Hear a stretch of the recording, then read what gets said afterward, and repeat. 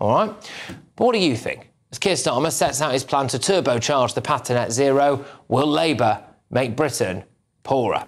Let's get our thoughts now of the two people going head-to-head on this. We've got the Director of Net Zero Watch, Andrew Montford, and environmental scientist, Professor Christian Dunn. Chaps, always a pleasure. I will start with you, Andrew, if that's OK. Do you think that Keir Starmer is going to make us poorer in this pursuit of net zero? Absolutely. He's intending to do what we've been doing for the last 20 years, but faster. And for the last 20 years, electricity prices have gone up almost every year. I think it's something like 17 out of the last 22 years. We've seen electricity price rises. That's almost completely the fault of renewables. So doing more of it is inevitably going to put prices up even higher. But the problem is that the grid is now reaching the point that things are going to get worse rather quickly. So, in fact, we should be expecting to see electricity prices actually accelerating away. Now, the situation's made rather worse because we also have a war in Ukraine and the Middle East is in turmoil, and that's pushing gas prices up. So that's making things worse as well. But yeah, we're in trouble whichever front you look on. I get that. But, I look at things like that. And the Middle East has been in turmoil since before I was born. It was ever thus, right? So the idea that we keep using that as some kind of excuse seems a little bit odd to me. But Professor Christian Dunn, I'll bring you in now. Why should we just give Ed Miliband a bag full of cash so he can play the ukulele near a wind farm? Well, I most certainly don't want him to be doing that, I have to confess. But should we be giving him a bag of cash?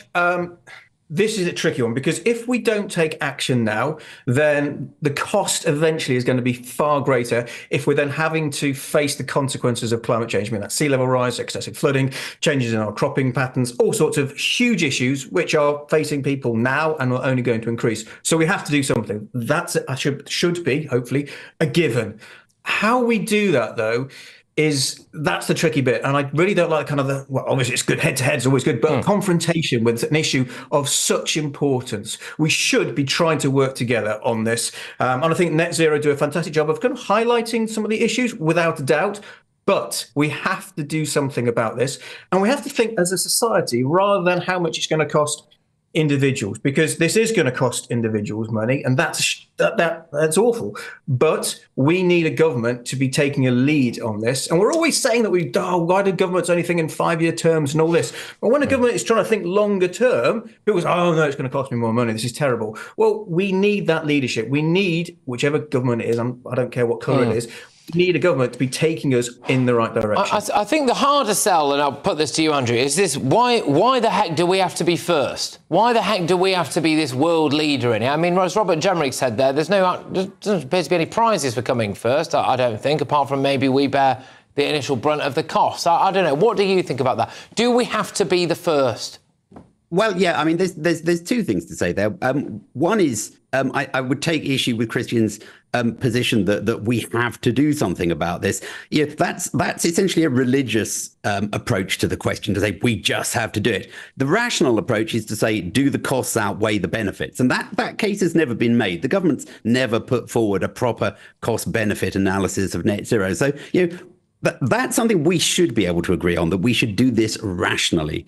Now, if we do need to do it, should we be the ones doing it first? Well, no, almost certainly not. There are people with more money than us, better technology than us. And this has become a way for our political leaders to grandstand and to say, look, we're leading, look at me, I'm taking the world is following me.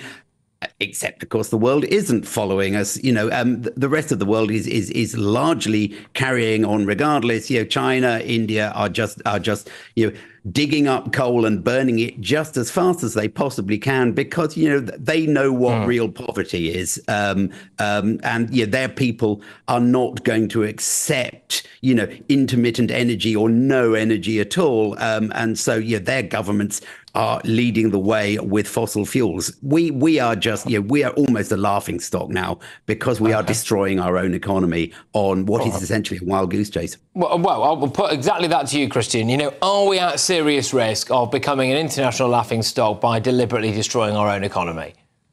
Okay, well, before that, I will have to obviously confront the religious side of climate change. I'm a scientist, so I'm looking at the science in the same way that I would use modern medicine to make myself better. I believe, if you want to say that, the science when it comes to climate change. However, are we going to become a laughing stock with this? Well, if Britain can lead the way, then we should. We led the way on so many other issues throughout history. And if we can lead the way on this, perhaps we should still have some pride in our country, and perhaps we should be leading on this. But also, crucially, what I would stress is that who gets first in all this cutting emissions is irrelevant, really. What is important is by cutting emissions, we're going to be adding so many benefits to our society, especially in terms of the economy in the long term as well. There are so many different advantages to this rather than... Well, like what? Go on.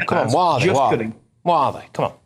Well, by cutting emissions, eventually, especially if we don't just go with renewables, if we do look at things like nuclear, for example, which we should be looking at, we will have far cheaper electricity and abundant electricity. And we'll also have less pollution. We'll have cleaner rivers. We'll have such a better place to live. You know, we've got things like nature-based solutions, which is what we should be incorporating in this to kind of store and capture carbon. We could move on, but there's so many advantages to this if we think long term rather than just short term. Okay, but I do think we have reached some kind of consensus there. Although the question of whether or not we think this is worth it is obviously we have a point of difference. But this is going to cost us, isn't it? What Labour want to do at the moment, I think we can agree, is fundamentally going to cost each and every one of us. Can I get some nods or a shake of the head there? Because we are a bit out of time, but. Yeah. Okay. Yeah. Right. Okay. Yeah. Good. So I suppose the question is fundamentally, isn't it, whether or not we think it's worth it? Some people do think that. Other people don't. Thank you very much. Great head-to-head.